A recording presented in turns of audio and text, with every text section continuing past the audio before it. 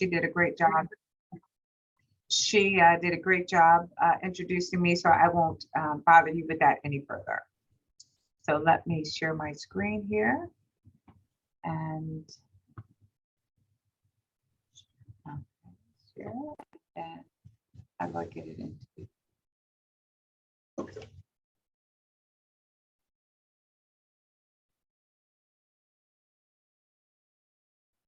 Okay, can you all see the, give me a thumbs up if you can see the okay, great, wonderful.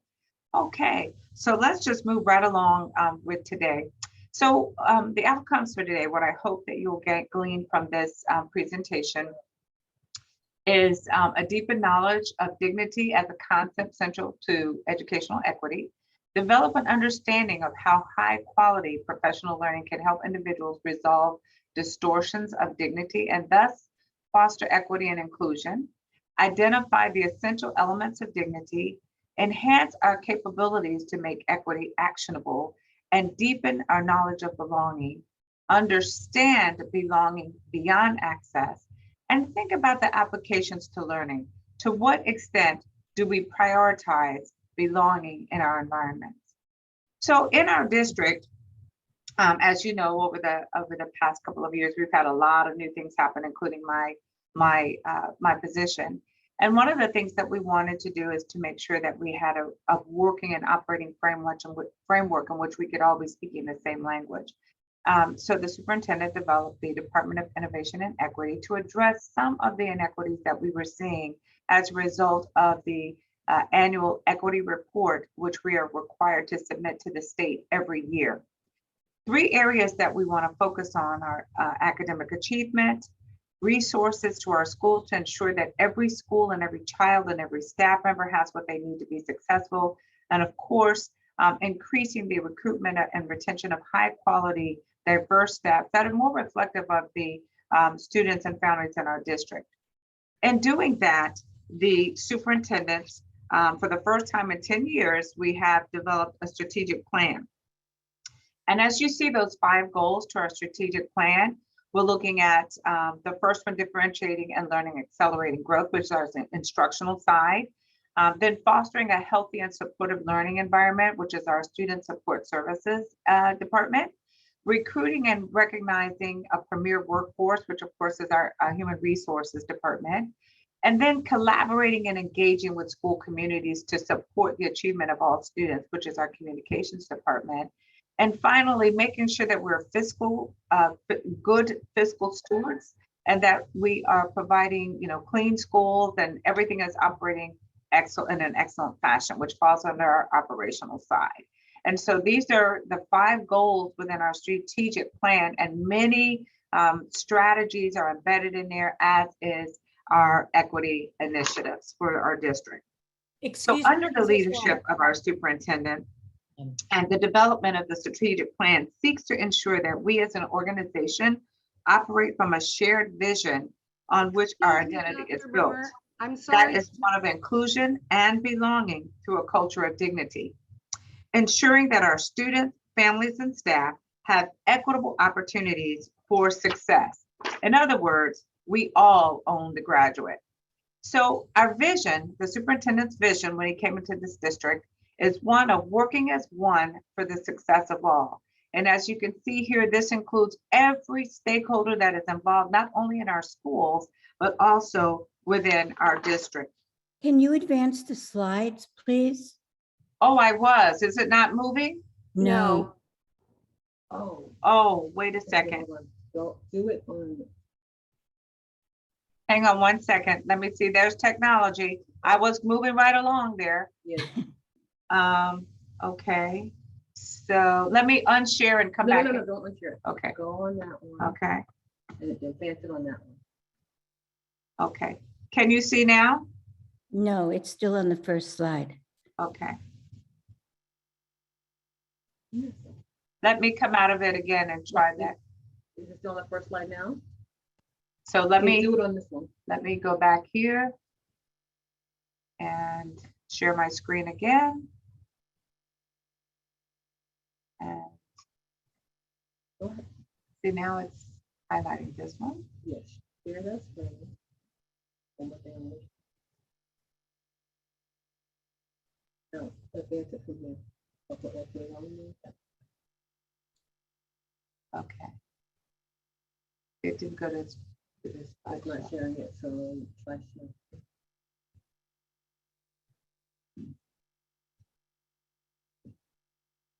Yeah, hang on, I'm sorry. We was working earlier. Yes, it was. Do share screen.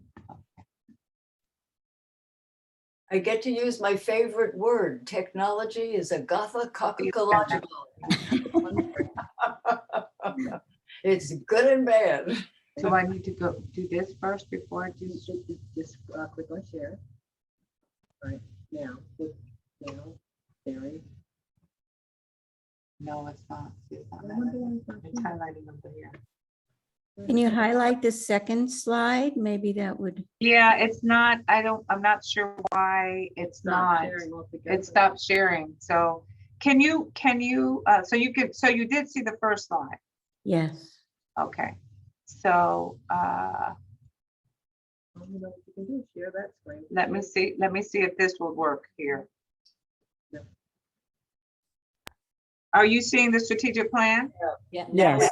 Now Okay, we're- all right, so we're gonna switch screen. I have 3 screens in front of me, so just getting it on the right one. So so I talked to you about that. So again, so you can see those 5 goals that I I don't, could we have a minute to look at them, please? absolutely. So again, we're looking at goal 1 comes out of our instructional side. Again, looking at making sure that we're differentiating learning and accelerating growth for all students. Goal 2 is fostering a healthy and supportive learning environment for all students, which is our student services side, which includes our pupil support services as well. Goal 3 is recognizing, recruiting, and retaining a premier workforce in support of all students. That will come out of our human resources department. And then collaborating, engaging with school communities to support the achievement of all students is our communications department. And then our fifth goal is ensuring that we're good stewards of our finances and making sure that our operations side is taking care of our schools and our district so that everything is working as it should be. So those are the 5 goals and where they fit within our district. Now, again, as I said, the vision that the superintendent came together with for our district is working as one for the success of all. And again, as you can see, it encompasses everyone within our district, all of our stakeholders, whether they're families that are not in the district, whether they're community organizations such as yourselves, and then of course our staff that are involved in that process, working as one for the success of all. So our areas of focus that we want to really make sure that we're looking at are, of course, closing that achievement gap, which I'll refer to a little bit more later. Making sure that we're recruiting high quality staff that represent those that are in our district, our student base, our families, and of course, ensuring that we have the appropriate resources at each and every school for every student, for every staff, and for every family so that they can be successful. So I want you to do something for me right now. I want you to think about a time in your life when you felt like you were left out, like you were excluded, that you didn't feel like you belonged or that you were part of something. If you're comfortable, take about 30 seconds in your mind. And if you're comfortable, I'd like you to unmute and just share out what that felt like for you.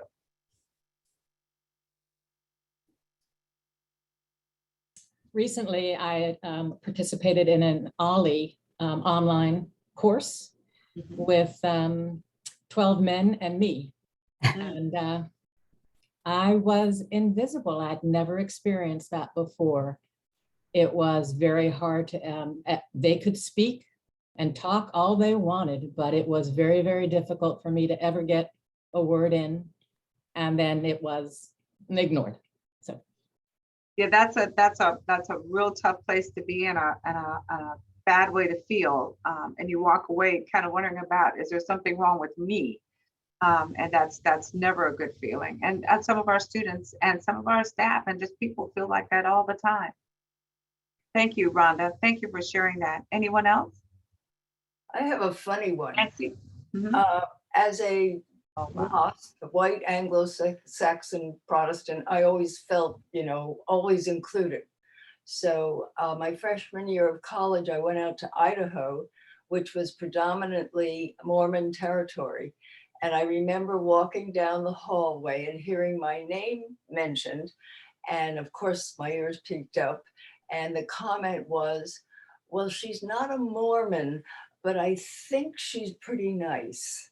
And it amused me because I had never been in that position before, but they accepted me for a little bit. Thank you so much, Ronna. Nancy, I see your hand up. This is probably dates me, but right before I started school, elementary school, I had some type of a little orientation, and I remember the teacher asking me to try to write with my right hand, even though I was left-handed. And right from the get-go, I felt like there must be something wrong with me if I couldn't write with my right hand. Yes. And as a child, what must that feel like, right? That was, Um, yeah. Wow. Thank you, Nancy. Pam, I see Pam McCormick with a hand up. Yes, hello. And Hi. I came in a little late. I do apologize. And hi, Harriet, I know you. Are you a part of the McCormicks that I know? I am. I was a cheerleader in junior varsity when you were in varsity. So you're Jackie's sister, I am. And the other Jackie's daughter. your mom, whom I love dearly. God rest her soul. She was amazing. I love her so much. And I loved you too. You were a little tiny you. thing too. Yeah. Anyhow, so this was funny question because I absolutely didn't feel like I fit in at Pineview. I don't know if it was being a teacher's child, or I was just kind of a sensitive kid. And so that being different of even in terms of sensitivity really stood out to others. And I do feel like I was really treated differently. And, I was bullied. Like it comes down to that. That is absolutely true for my class. Wow. Yeah. I never would have known that, but of course, in my 8 years at Pineview, I can certainly relate to what that feels like, particularly my first year there. So I do understand that. And one of the things that we have to think about in a district of 44,000 children, 44,000 very different children, is that every child comes with their own unique personality, their own unique needs. Their family have unique needs, and even today, coupled with some of the mental health issues that we're seeing, not only as it relates to what we've gone through in this pandemic for almost 3 years, but even prior to that, we were seeing some really, really serious mental health issues in our children and within their families for a multitude of reasons.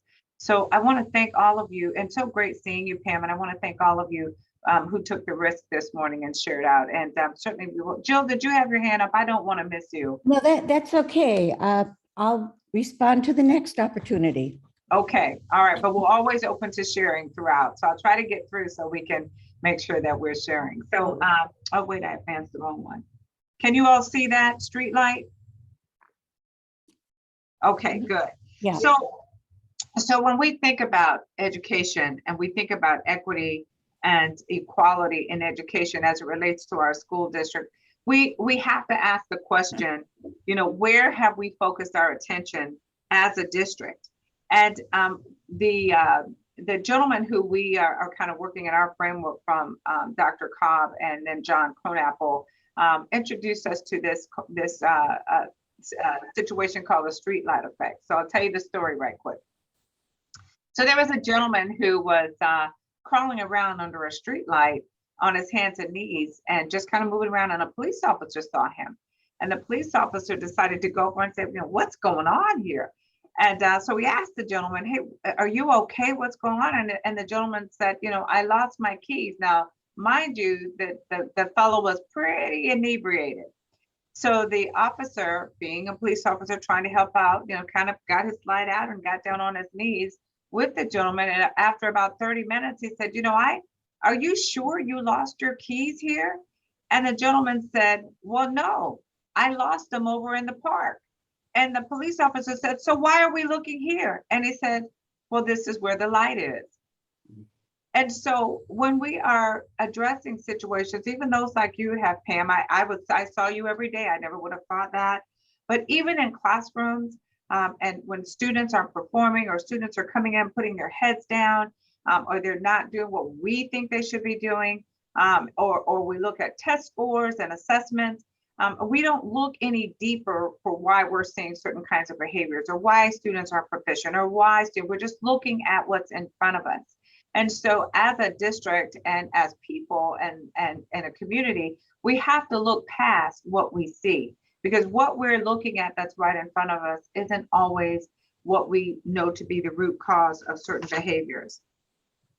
Another story I want to share with you is my experience in something like this. I was a principal, and I received a call from a teacher, and the teacher said, hey, I've got too many ESE kids in my classroom. And I said, and for those of you who may not know, ESE means exceptional student education, or students that have exceptionalities. And I said, well, I don't think so. I haven't added any other kids in your classroom. Well, yes, you did. And I said, I don't think so. But you know what? Let me check. What's the child's name? Give me the child's name. So I went and looked up the child. And I said, wow, I didn't think I had put any more. And of course, he was not an exceptional student. So I called her back and I said, you know, Miss So-and-so, I did not put another exceptional student in your classroom, and that child is not an exceptional student. And she said to me, well, he looks ESE. And I sat back in my chair and I thought, well, what in the world does that look like?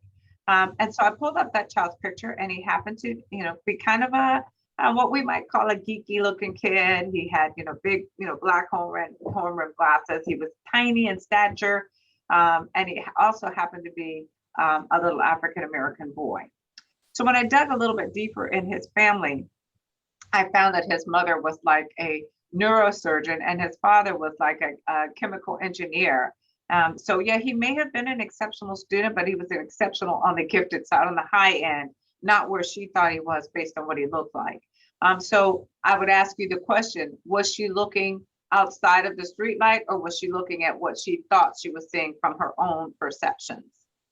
And that's what we have to be so careful of. I love this quote from Dr. Martin Luther King, who says, only in darkness can you see the stars. And that makes so much sense. And so we have to really look outside of that lighted area. I want to share a quick video with you because I truly believe that every child, not only children, but even we as adults, we need champions. We need people to encourage us and support us. So I'm going to stop sharing this, and then I'm going to share my handy dandy, incredible colleague. Keep it here. This is Dr. Dawn, come closer. This is Dr. Dawn Clayton. Hi, how are you? Dr. Clayton is the director of academic intervention, discipline and intervention, and she's amazing, and a former principal. So I'm going to stop sharing right quick, and I'm going to bring up another, let's see where it is. Do you see it? I don't see it here. And I know I filled it up several times. So let me do it a little bit differently. Bear with me, technology. Go to view, click off of that. Off of this? Yeah, like, and then go to view. So that way you can do exit full screen. Okay. And maybe at the bottom. Okay. Go, do you do it on Internet Explorer maybe? There it is. Okay. So I'm going to pull that up and then share screen. Yeah. Screen, and there it is. Oh, you got it. I got it. You got it. All right. Now I'm going to share, and this is going to be about 7 minutes. So enjoy.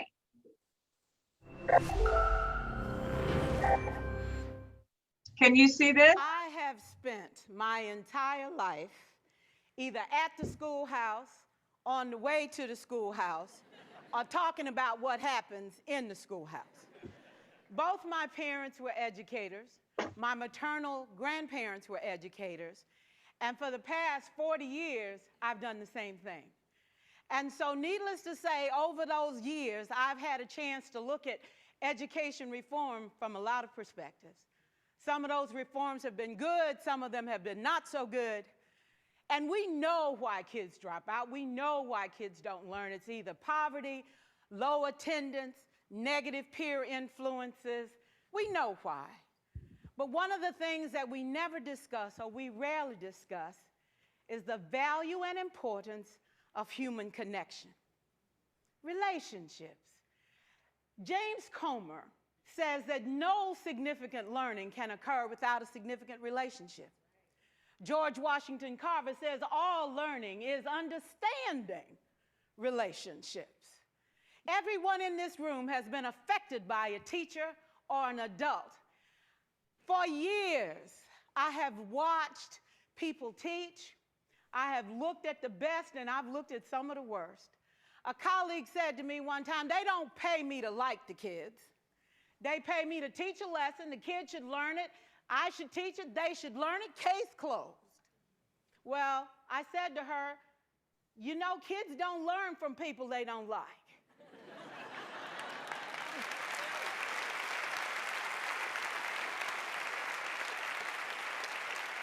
She said, that's just a bunch of hooey. And I said to her, well, your year is going to be long and arduous, dear. Needless to say, it was. Some people think that you can either have it in you to build a relationship or you don't. I think Stephen Covey had the right idea. He said you ought to just throw in a few simple things, like seeking first to understand as opposed to being understood. Simple things like apologizing. You ever thought about that? Tell a kid you're sorry, they're in shock. I taught a lesson once on ratios. I'm not real good with math, but I was working on it. And I got back and looked at that teacher edition. I taught the whole lesson wrong. So I came back to class the next day and I said, look, guys, I need to apologize. I taught the whole lesson wrong. I'm so sorry. They said, that's okay, Miss Pearson. You were so excited. We just let you go.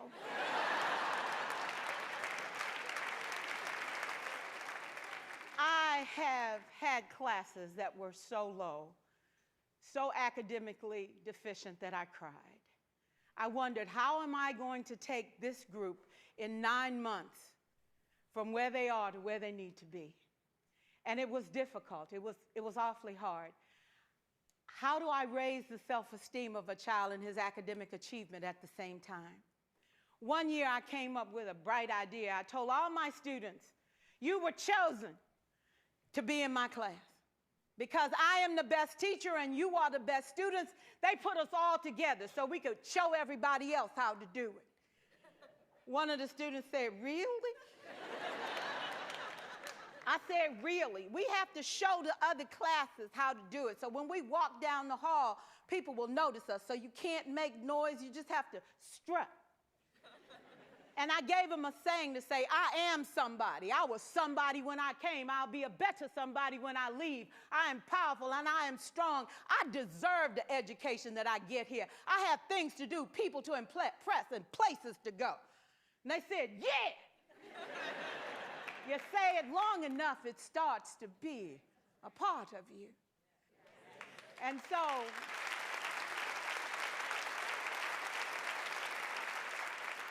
I gave a quiz, 20 questions. Student missed 18. I put a +2 on this paper and a big smiley face. He said, Miss Pearson, is this an F? I said, yes. He said, then why'd you put a smiley face? I said, because you on the roll. You got 2 right, you didn't miss them all. I said, and when we review this, won't you do better? He said, yes, ma'am, I can do better. You see, -18 sucks all the life out of you. +2 said, I ain't all bad.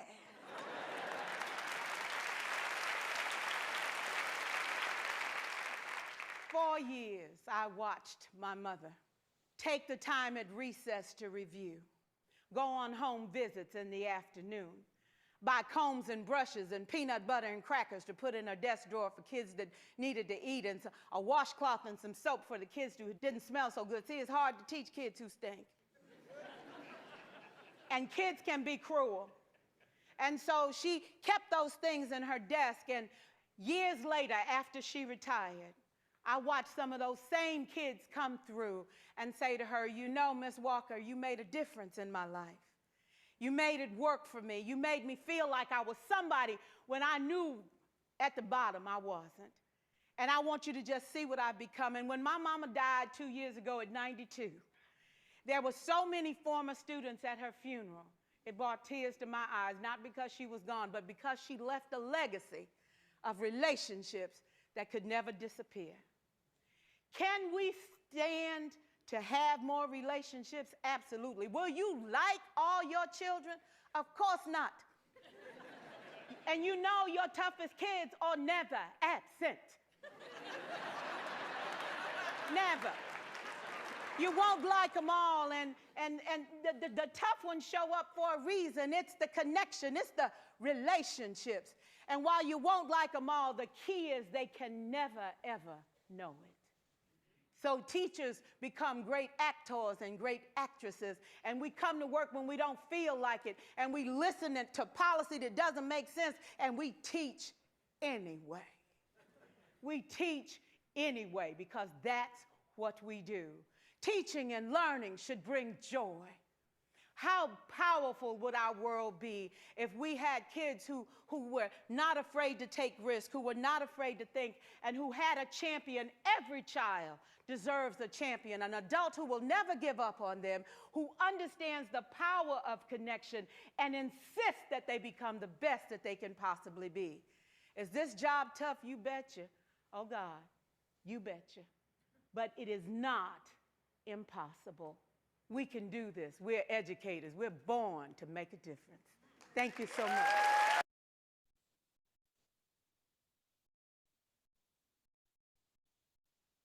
One of my favorites that as a principal, I would start the school year with, because we just have to remember sometimes why we're in this business and why we do what we do. Whether we are in a school, whether we are in a community, I was raised that way. That's how my family was. And so for me, I don't know any other way to be, but I just, when we talk about belonging and relationships and making those connections, it gets rid of everything else. There's nothing else that's in the way. We don't care what you look like, what you act like, what you smell like, or how much money you have. We're about doing the right thing for everyone that's a part of this. So let me get back into this. Let me. Dr. Moore, what was her name?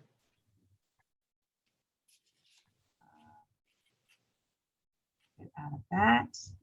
And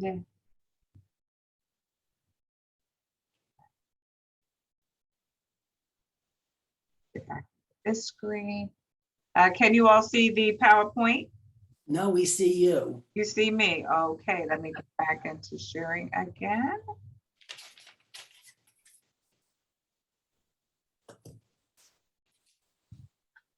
Here.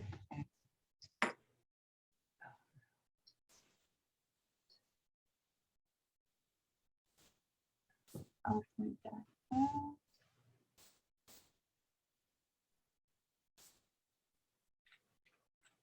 I am navigating this, so thank you for your patience.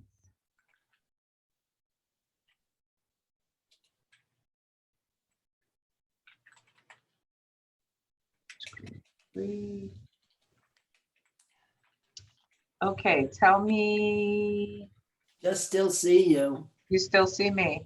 Okay.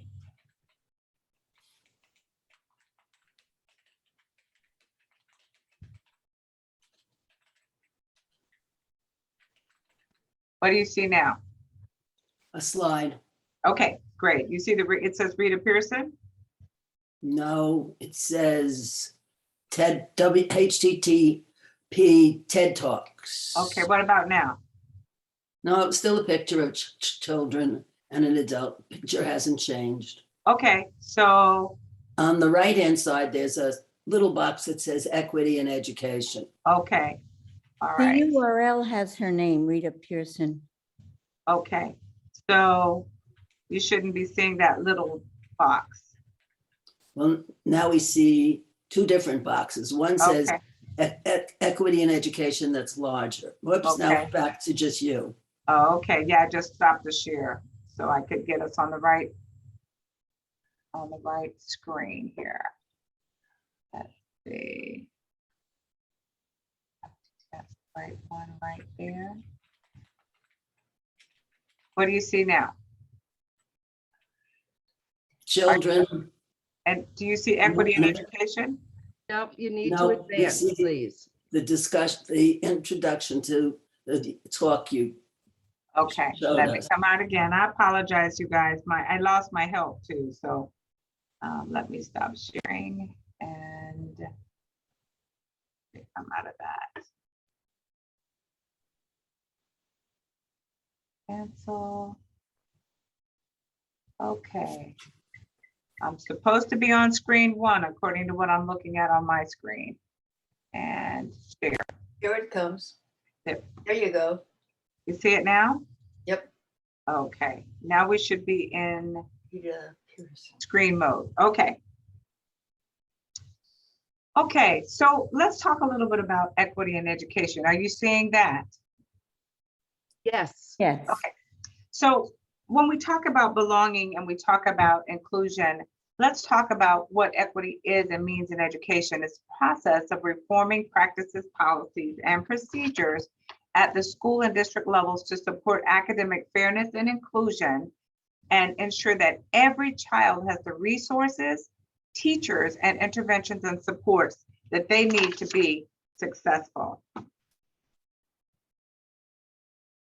Equality in education is the notion that there should be equality of opportunity in education, where everyone has fair and equal access to a good quality education, regardless of social background, race, gender, or religion, and where people achieve success in education according to their efforts and ability, free of any form of discrimination.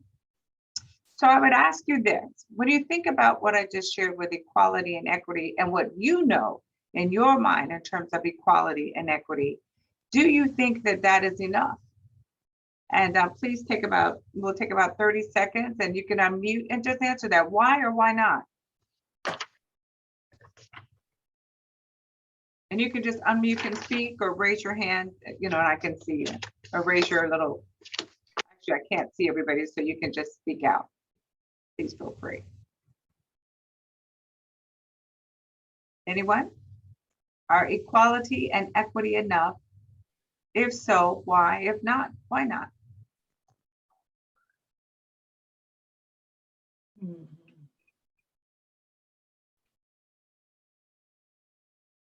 Well, I'm not muted. So I will say we also need motivation. And I would appreciate it if either you, Dr. Morris, Dr. Moore, or Linda would fix the chat so that we could chat to individuals, not to just the two of you. Thank you. Oh, if you click on everyone, when you open up the chat, and there's a way you can hit a caret in there and it says everyone, and then you can chat to everyone. But what if I only want to chat to one person? Then you can just click on that person's name can come up too, and you can just chat to that person. Didn't. It didn't work? Nope. All I could get was everyone or you or Linda. Huh. I'm not sure how she has it set up on her side, because usually you can chat to everyone, and unless you all got individual links, I'm not sure because I didn't set up the Zoom link. But Linda, if you can hear her, maybe you can. I do hear her. I don't know if I can change it now. It is set up that way to keep us on topic about the meeting. Okay. I will look into it and hopefully not disconnect anything. Okay. Scary. So when we think about equity and equality, I didn't have any takers, so I'm going to move on. I would venture to say that when we look at the picture, that equality certainly does put everybody at the fence. Equity gives us all the equal opportunity to see what's on the other side of the fence. Some people would say that the fact that the boy who had the box under him in the box is now under the young lady so that she can really see that it's taking away from someone else, but that is not what equity means. Equity means giving people what they need when they need it in order to be successful. So that person did not need that particular resource, and so that particular resource could be used in a different way. And that's how we would explain that. But ultimately, where we want to be is truly removing any barriers. So if we just take away the fence, then we don't need to worry about propping anybody up or having ramps or anything else. We move that systemic barrier, and then we have true equality. So Yeah. as a district, I'm sorry. Yeah, I was just gonna say, the reason I don't like the video, not the picture that we did with the boxes, and if you remember the one I used at the school board meeting, that was of the apple tree and the ladders, because you're not taking away anything from the one person, you're just adding to the person that needed it. And that's why I don't use the box one when I'm talking about it. Well, interestingly enough, when you think about schools and how resources are allocated, so for example, you have Title I schools and you have schools that are not Title I. So Title I schools have additional funds and additional resources because of their status of having so many students who are on free and reduced lunch, whereas other schools may not have those additional funds. So they have what they have. So if they have a set amount of allocated resources, they have to make those resources work for every child. So if that young man without that box could see that young man didn't really need that resource, so he was just getting something that he didn't need. But here somebody else could use that resource, so it's not taking anything away from them because they are still able to be successful. But when we say, oh, you know what, that resource, we could use that resource right here, and that would benefit another child or another situation. So it's really not taking away, it's really allocating resources more efficiently. Because that's, if you look at that same treatment, that's not an efficient allocation of resources at all. Does that make sense? Sort of. I think the argument I keep getting, like what I said about the box thing, is from people that like to use equity as a trigger word, and Right. they insisting that we're taking resources away from someone to give to the other. But which it is- absolutely is not. What it is the efficient allocation of resources. So that's probably what I would say to them, is that we're distributing the resources more efficiently. Yeah. Now, as a district, how we have responded to the issue of inequities and issues within our district, we have tried desperately, to make sure that we're doing the right things. So as you know, a few years ago, we had a great deal of social unrest. Everybody in the nation was looking at the fact that we still have this incredible achievement gap. And even with all of the resources, human resources, material resources, we're still seeing the same results. So as a district, we put committees together. We talked about recruiting different staff. We gave more professional development, which is now called professional learning, to administrators. Down lower, we got into visible learning and made sure that we were really providing techniques and strategies for students and for teachers. We got into high expectations teaching. We established anti-racism task force because people were saying, oh, this, that, and the other. We had an advisory committee on cultural proficiency. We talked about implicit bias training. And where that took us was not where we wanted to go. Where we landed was in a place where we call a dysfunctional cycle of equity. And what that means is there's typically a catalyst that causes everybody to get up in arms and say, we need to do something about this. And so everybody was on board to try to do something about the fact that we had children that were not proficient. We had all of these social injustices taking place in our communities throughout the nation, which were impacting schools. And so everybody got on board to try to do something. So then we had everybody committing, oh yes, we're going to do it. We're going to form all these task forces and coalitions and anti this and anti that. And what happens was you run into what's called that problem of implementation. And why was there a problem of implementation? Because when all of those things were being formed, people started feeling shamed. They started feeling blame, like, oh, it's all your fault because you are. That's not necessarily what people were saying, but that's how people were feeling. And if that's their feeling and their perception, then that's their truth. The people were they were just shutting down, becoming passive aggressive, and just being angry. And so there was nothing happening to positively impact the inequities that were taking place within our educational systems. And that didn't just happen in Sarasota, that happened all over the nation. That's why they were able to study it, research it, and understand that These are the things that contributed to a dysfunctional cycle of equity. And so we had to come up with something very different to be able to bring people together, because we were not, in fact, trying to make people feel that they were not doing the right things by kids. So we began to look at the fact that we are in a district, but even though we're in a district, we still continue to see our students of color, our ELL students, our exceptional students, our low socioeconomic students performing below proficiency. So how do we as a district come together and ensure that all students and parents and staff in our school district experience an equitable education, and that they have an experience in which everyone can be successful? What have we been missing? What have we not been seeing because we've just been looking under the street light? I would say to you that what we were missing was a shared vision of how to move forward. We understand historically where there is no vision, the movement or the organization will suffer. So for Sarasota County, the evidence of us becoming a community with a shared vision, or an organization with a shared vision, is that we started looking at how we could develop transformational leadership. That is, engaging members, all members of a group, into this shared vision. And we did that when we hired the new superintendent and developed the strategic plan. Then we decided, you know what, we want to change from who we are and go where we want to be. So we started focusing on belonging through a culture of dignity, so that we could truly impact equity implementation in a way that wasn't offensive to anyone, that what we were including everyone. A vision that provides clarity of purpose. And so we came with working together as one for the success of all. Very simple.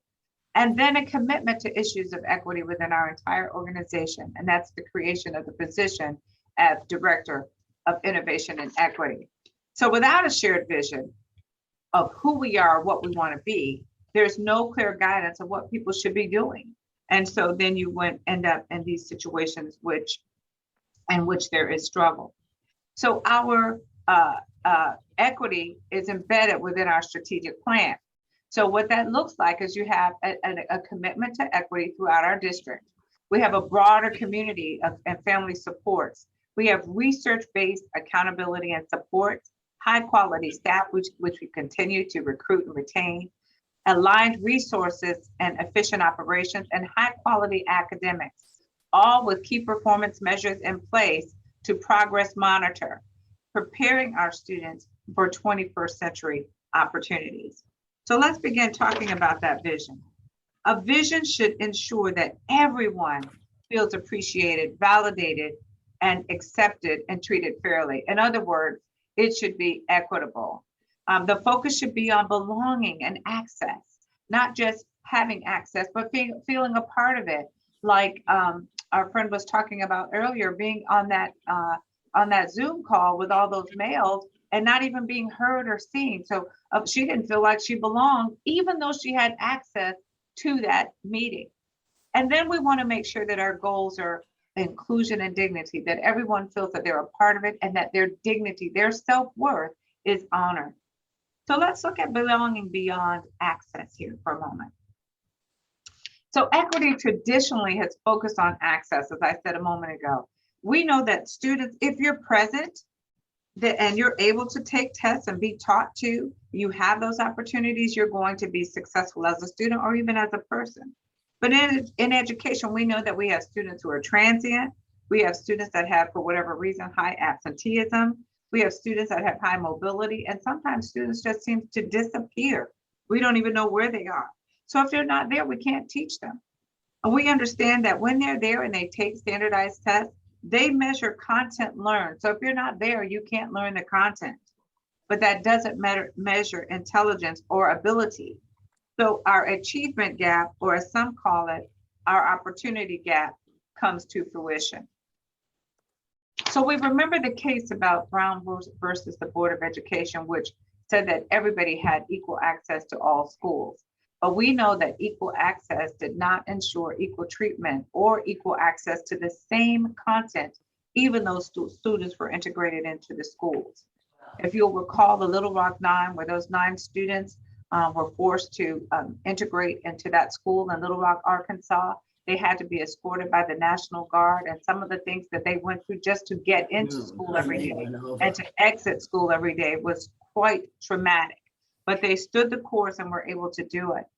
And then, of course, the little sixth grader, Ruby Bridges, who was the first African-American child to attend an all-white school, who had to be escorted to school by U.S. Marshals in the wakes of people saying, we don't want you here. And even when she got there, none of the teachers would teach her. Only one teacher actually would teach her. And so it was Ruby, young Ruby, and that teacher. So what that indelibly did for students was create what we call, Cobb and Kronap will call the belonging gap. Yes, you're here. Yes, you have equal opportunity. Yes, you have equal access, but we're not going to make you a part of it once you're here. And so that develops into something called the belonging gap. When we look at Maslow's hierarchy of needs, and we know that we have to have those 5 things to be fully functioning: physiological needs met, safety needs met, love and belonging met, esteem, and then eventually we have that self-actualization.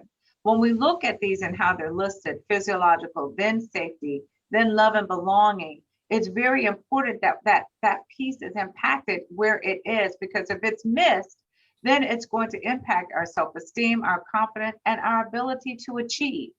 So Cobb and Kronapple came up with something called the indignant hierarchy of education, which is attributes to what they call the belonging gap. So we deal with the physiological needs, those are met, and the safety needs are met. But in education, what we have done is we've focused on making achievement that next level that we focus on. Belonging comes later, and then we expect people to reach that point of self-actualization. But when we reverse that and we put achievement before belonging, how is that going to impact our children or even anyone? Well, we end up with what we call the belonging gap. Because if you can't feel like you're a part of it, if you don't feel like you're included and that you're a part of an organization, a system, or even a group that's having a discussion, you're not going to make it to that next level of achievement. And so what they call that is essentially the belonging gap. And some of the effects of that, when people are concerned about just not fitting in or being unwelcome, it hinders their ability to perform academically. And they call this, and this has been researched, belonging uncertainty. We've seen this all throughout our schools. If you walk in a classroom and see kids with their heads down and they're just not engaged because they just don't feel like they're a part of it, and they have that belonging uncertainty. Another part of the belonging gap is something called stereotypes threat. When students or people are so concerned about making sure that people don't see them as the stereotype that has been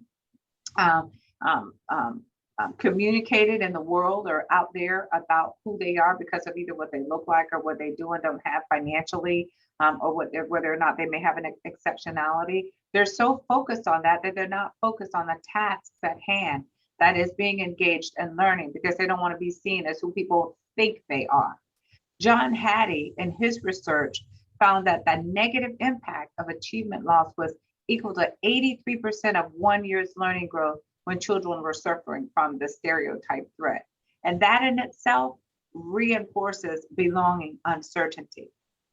So essentially what we really want to see when we talk about belonging beyond access is access plus belonging. That gives us educational equity. So let's talk a little bit about that inclusion I keep mentioning. Inclusion is the action or state of including or being included within a group or a structure. More than simply diversity and numerical representation, inclusion involves authentic and empowered participation and a true sense of belonging. And belonging is the extent to which people feel appreciated, they feel validated and accepted and treated fairly within an environment, within a classroom, within a place of work, or even within a meeting. And then when we talk about dignity, dignity, as you can read there, is just that human value. It's the self-worth that we're born with. Different from respect, which is something that is earned. Dignity is that which is inherent in us at birth. There are essential elements of dignity as put forward by Donna Hicks. I'm not going to read all of those to you. I just want you to have a look at that. That this isn't something that's made up. It's something that's really been studied. And when we understand the essential elements of dignity, we don't leave people out, and we make sure that we are recognizing that we are addressing those things and making sure that we are honoring people's dignity in our work. There are frameworks for dignity. When we know that dignity is present, we have those core competencies for dignity: listening, empathy, openness, and patience. We have indicators of dignity, benchmarks that let us know that we are affirming people's dignity and honoring their dignity. So we're affirming them, we're accepting them, we're validating them, and we're treating people equity. And on the internal core of this framework, we have the standards of dignity, where we presume competence and positive intent, where we build partnerships and community. We appreciate differences and uniqueness, and we repair harm and restore relationships. And we heard Rita Pearson talk about just how it shocks kids when teachers just apologize, or when we just apologize to people when we think we have made that mistake and wronged them. And just like there are frameworks to recognize when dignity is present, there's also some things that distort that dignity, like judgment, apathy, intolerance, and denial. And some that are indignity indicators, like being mistreated or dismissed, as we heard earlier, or otherized, or even marginalized. And then there are just those violations that occur, how we degrade differences because people are different, they're less than. We presume incompetence because people didn't go to a certain school, maybe. And then we blame and shame people for maybe what they look like or for what they don't have. And then we want to dominate, maybe based on what it is that society expects us to have or not have. When we talk about and think about the Brown versus the Board of Education, there's a promise that was made within that. And what it was essentially is that there would be greater fairness, or in other words, equity in education. It simply stated that regardless of the demographics of a person or the identity of a group, or that identity group, that everyone was equally worthy of a high quality education. And this notion of equal worth is itself the concept of dignity and really honoring people's dignity. So the promise of the outcome of Brown versus the Board of Education was a promise to educate with and for dignity. Now, when we turn that promise to reality, how do we do that? We must elevate our dignity consciousness. Dignity must become our ethos, the defining characteristic of our educational culture and our culture in general, if I might add. We need to develop the capability to recognize how we distort and violate dignity on an interpersonal, institutional, and structural levels. Then we need to take intentional moral action to create systems that honor dignity, the dignity of all people. There are challenges to this, and some of the keys to success in equity initiatives, and this is not just about dealing with racial issues, this is across the board, is to incorporate that concept of dignity into our professional thinking, speaking, and our culture. Well, dignity hasn't been absent, it's kind of there, it's kind of been in the background, and we need to really bring dignity to the forefront. And some of the challenges that organizations have faced is, just developing shared understandings of inequities for targeted populations in a conservative way that builds community and a sustainable collective commitment to equity. Inspiring a shared vision of schools, classrooms, and departments they aspire to create through equity. And then taking action to create the fair and just system that they actually envision. When we do that and we bring dignity to the forefront, we get rid of what you see on the left, that dysfunctional cycle of equity. When we bring dignity to the forefront, we build and improve relationships. Dignity as an action becomes something we do that we recognize that we want to make sure that we are respecting and honoring people's self-worth. We have a public commitment in which we are not blaming and causing people to feel like they've done something that's incorrect or wrong.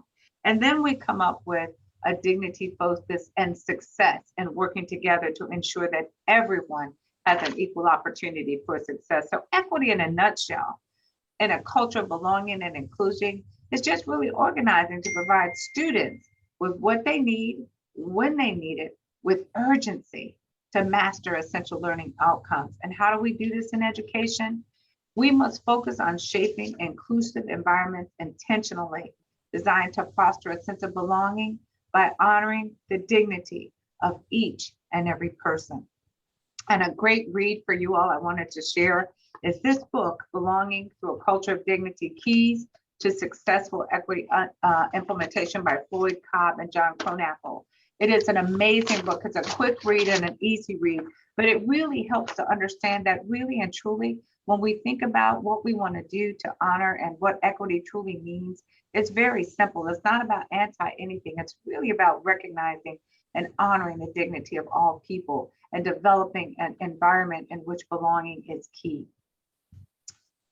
So having said that, I am going to stop my share and then open it up for questions. And I do see some questions in the chat.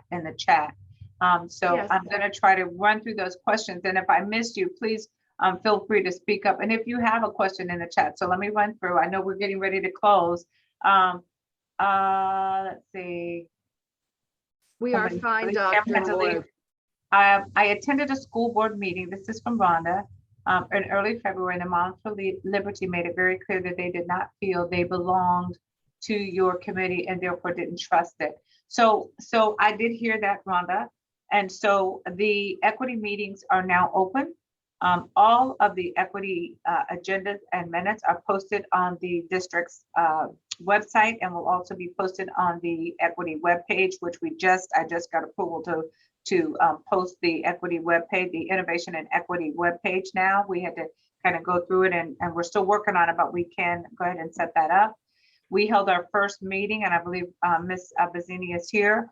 We had it both virtually and live and in person, and not one of those persons attended that meeting, but we did make sure that we did that and that every equity meeting will be publicized so that anyone and everyone can attend.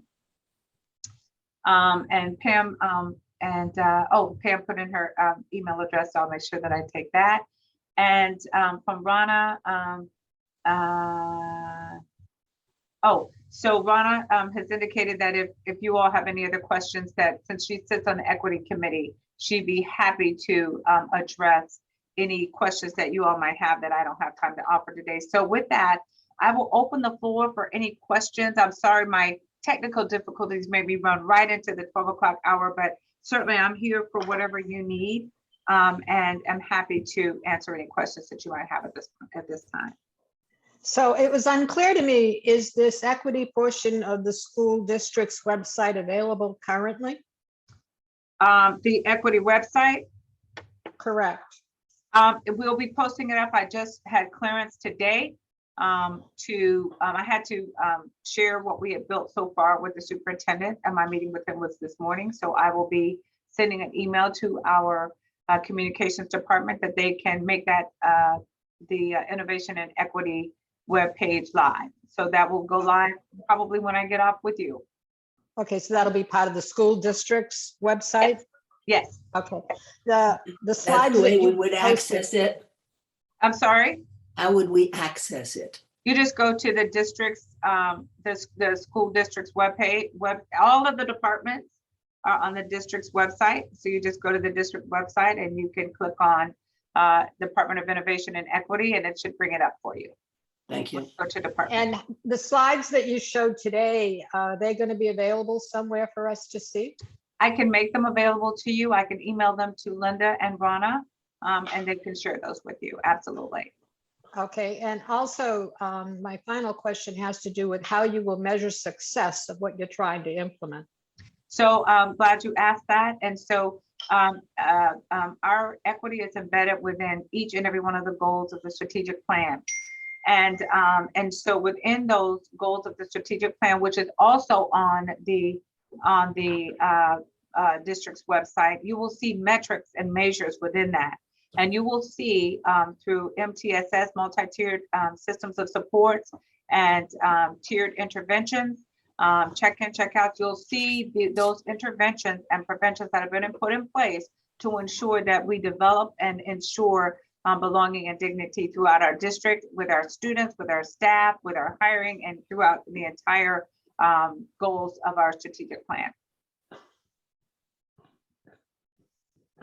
Hi, So, and in addition to that, we hope to see, and that's not going to happen overnight, a closure in the academic achievement gap.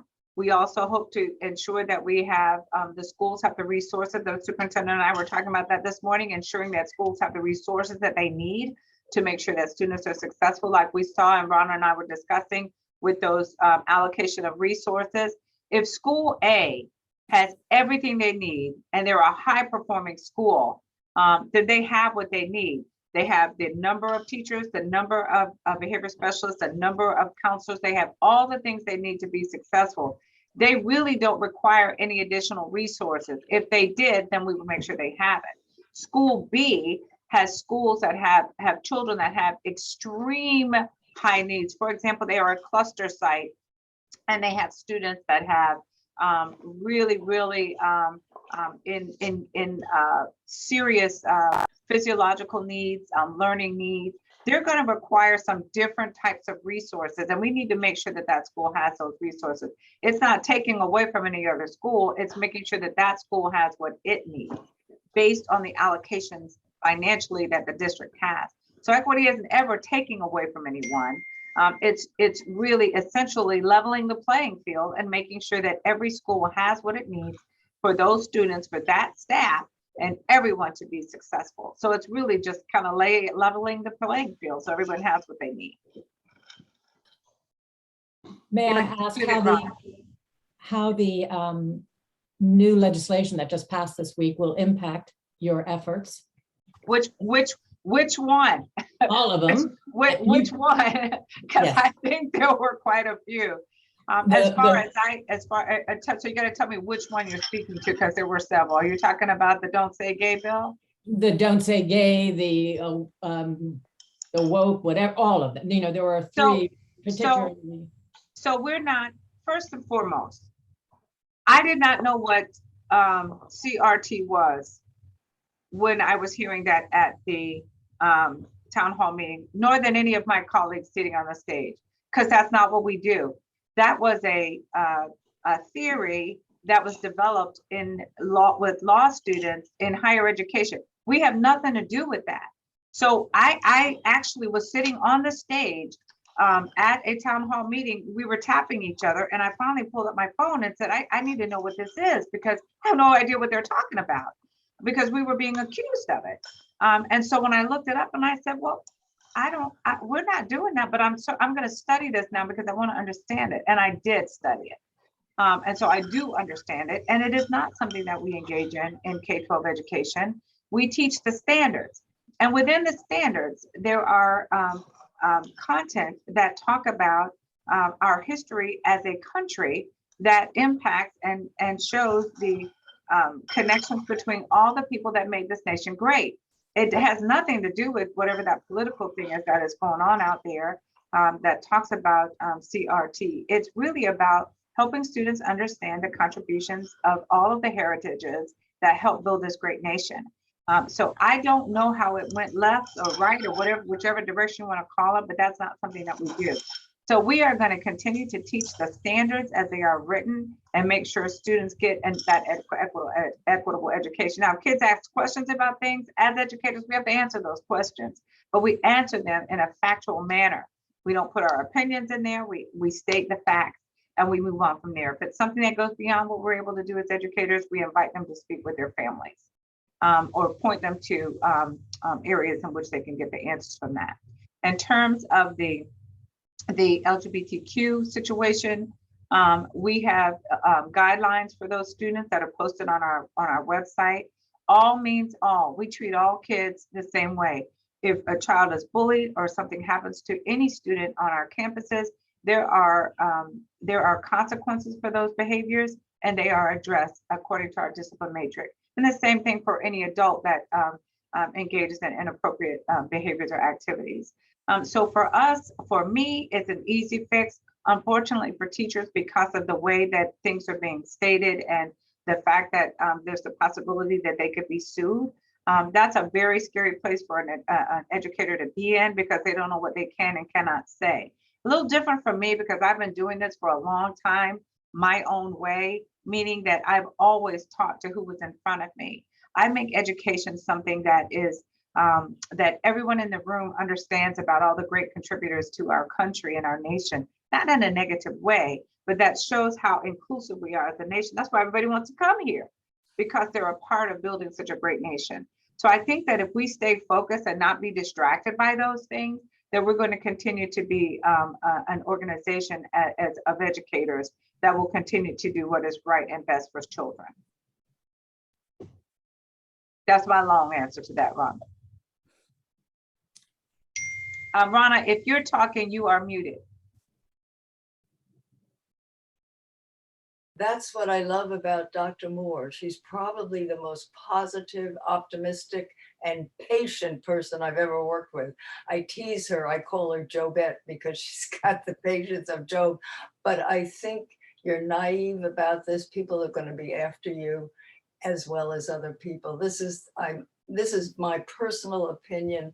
I think what's just come down in Tallahassee is very, very dangerous, and nobody's going to be exempt. And God bless you, because I just love your attitude. I just think it's great. I feel like this, if I could be candid, you know, I'm born in this. So I've had to, and I'm sorry that Pam has left because we were in the same school, but you know, I was when I started Pineview School for the Gifted, I was one of 5 African-American students in the entire school. And each year somebody left until it got down to 2. And of those 5, I was the only female. I was here for 8 years. And yeah, there were some struggles. Those students that I graduated with are my bestest friends. And as you can see, those of us who were there together have a love that doesn't go away, because that's what we made happen. Were there some struggles? Were there some attacks? Absolutely. Can you imagine what it felt like to be in a school of 500 and you were the only one?